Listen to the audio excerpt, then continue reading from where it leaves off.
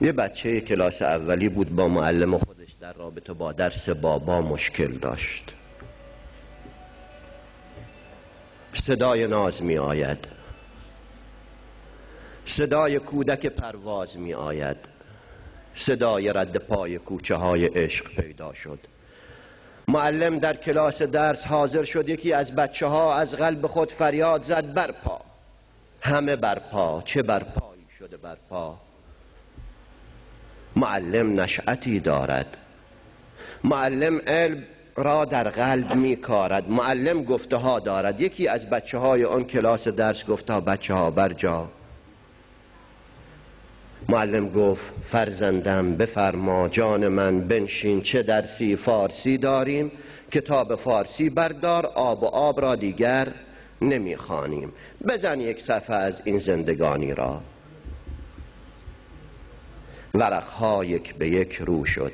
معلم گفت: فرزندم ببین بابا، بخوان بابا، بدان بابا، عزیزم این یکی بابا، پسر جان آن یکی بابا، همه صفحه پر از بابا، ندارد فرق این بابا و آن بابا. بگو آب و بگو بابا، بگو نان و بگو بابا، اگر بخشش کنی با می شود با، اگر نصفش کنی با می شود با. تمام بچه ها ساکت، نفسها حبس در سینه، به قلبی همچو آینه. یکی از بچه های کوچه بنبست که میزش جای آخر هست و همچون نی فقط ناداش، به قلبش یک معما داشت. سؤال از درس بابا داشت، نگاهش سوخته از درد، لبانش زرد، ندارد گوییا هم درد، فقط ناداش. به انگشت اشاره او سؤال از درس بابا داشت. سؤال از درس بابای زمان دارد. تو گویی درسهایی بر زبان دارد. صدای کودک اندیشه می آید، صدای بیستون فرهاد یا شیرین، صدای تیشه می آید، صدای شیرها از بیشه می آید. معلم گفت: فرزندم سؤالت چیست؟ بگفتا: آن پسر آقا اجازه این یکی بابا و آن بابا یکی هستند؟ معلم گفت: آری جان من، بابا همان باباست. پسر آهی کشید و اشک او در چشم پیدا شد. معلم گفت: فرزندم بیا اینجا، چرا اشکت روان گشته؟ پسر با بغض گفت: این درس را دیگر نمیخوانم. معلم گفت: فرزندم چرا جانم، مگر این درس سنگین است؟ پسر با گریه گفت: این درس رنگین است. دوتا بابا یکی بابا، تو میگویی که این بابا و آن بابا یکی هستند. چرا بابای من نالان و غمگین است ولی بابای آرش شاد و خوشحال است؟ تو میگویی که این بابا و آن بابا یکی هستند. چرا بابای آرش میوه از بازار میگیرد؟ چرا فرزند خود را سخت در آغوش میگیرد ولی بابای من هر دم زغال از کار میگیرد؟ چرا بابا مرا یک دم به آغوشش نمیگیرد؟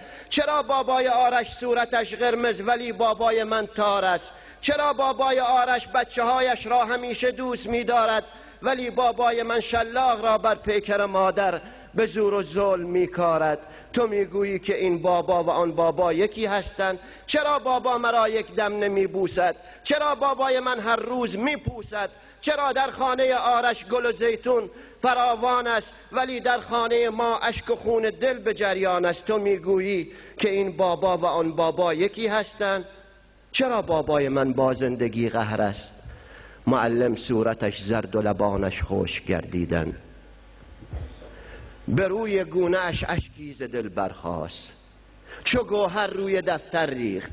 معلم روی دفتر عشق را میریخت و یک بابا ز اشک آن معلم پاک شد از دفتر مشقش. بگفتا: دانش آموزان بس از دیگر، یکی بابا در این درس است و آن بابای دیگر نیست. پاکان را بگیرید ای عزیزانم.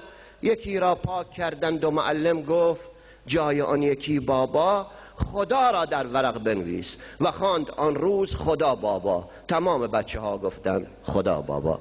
موفق باشید انشاءالله. اینو بعد بگید به من نمیتونم ببینم. ممنون خدا، در خدمت خدا هستم.